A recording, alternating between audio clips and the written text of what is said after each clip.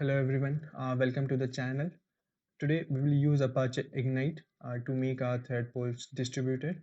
Apache Ignite is a distributed database for high performance computing with most of the operations been performed in memory. Obviously they do have a persistent layer, so it makes a good use case for your caching layer. However, today we are going to use Apache Ignite specifically to make our thread pool a distributed thread pool. So let's dive in. To start with, right, we need a dependency, which is a single dependency required as a bare minimum. We are going to use 2.11.0 version of it, which is like a stable latest release version. Uh, what I've done is I've pre-implemented the classes so that we can just walk over through it. Mm, So to start with, right, we have created a thread pool which doesn't use this in Apache Ignite code. It's just a simple thread pool which we have created of size 16.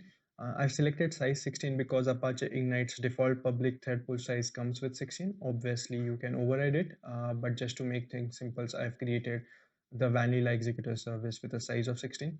Uh, we have we are basically submitting 50 my runnable task. So if you go into my runnable task, which is implementing ignite runnable, which internally extends runnable. So what you can do is you can use my runnable for thread pool without use of ignite or with use of ignite. So it's basically generic in a way.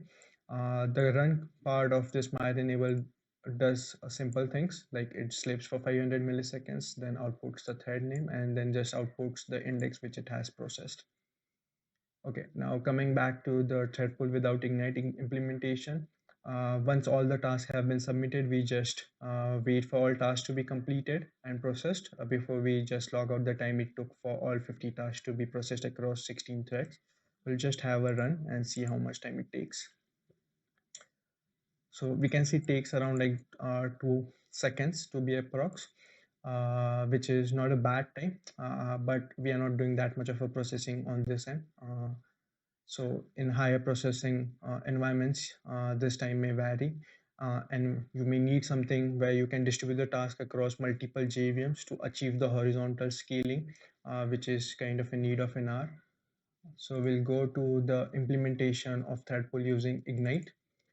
So what I've done is I've created two Ignite node classes, Ignite node 1 and node 2.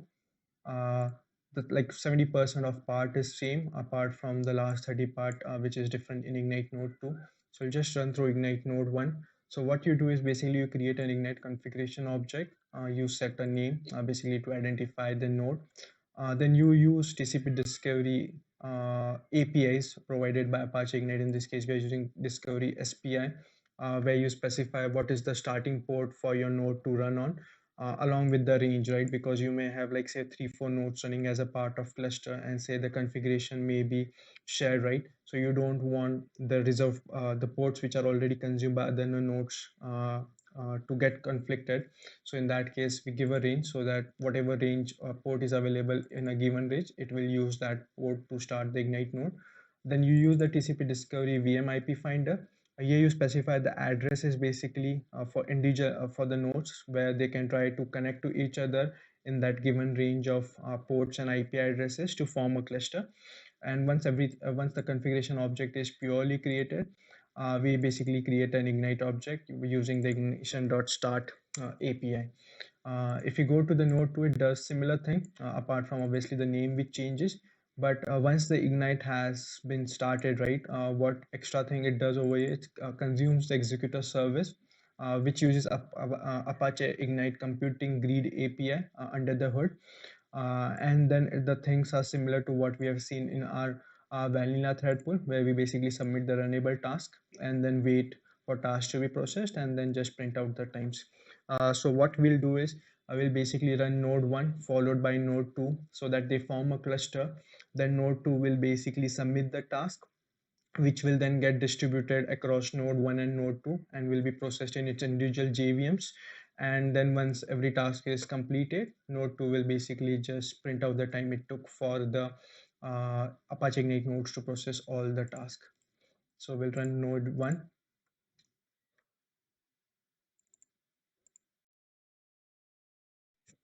Okay, as we can see that Ignite node has started, like node 1, and there's a topology snapshot information been printed out, showing like how many CPUs are available, HIP available. And this is the important thing, servers equal once. It specifies how many servers are part of cluster. Currently we have only one because we have started only node 1. What we'll do is we quickly start node 2 as well.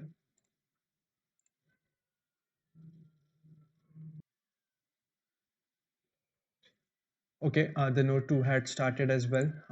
If we go over here, we can see that node 2 started and the topology snapshot was updated to have two servers in the cluster. Post which is basically submitted the task to the thread pool. As we can see, right, there are only 25 processed tasks in node 2 because other 25 were processed in node 1 because it has formed a cluster as a part of TCP discovery. You can also see like time taken for Ignite to perform processing of 50 tasks is 1 second, which is like 50% reduction of time, which we do without Ignite. Obviously, horizontal scaling adds to the time being reduced, but this is something which we can do by adding more nodes. You can get that horizontal scaling available to you. So this is how we basically use Apache Ignite for distributed thread pool. If you do like the video, please subscribe to the channel. Thank you.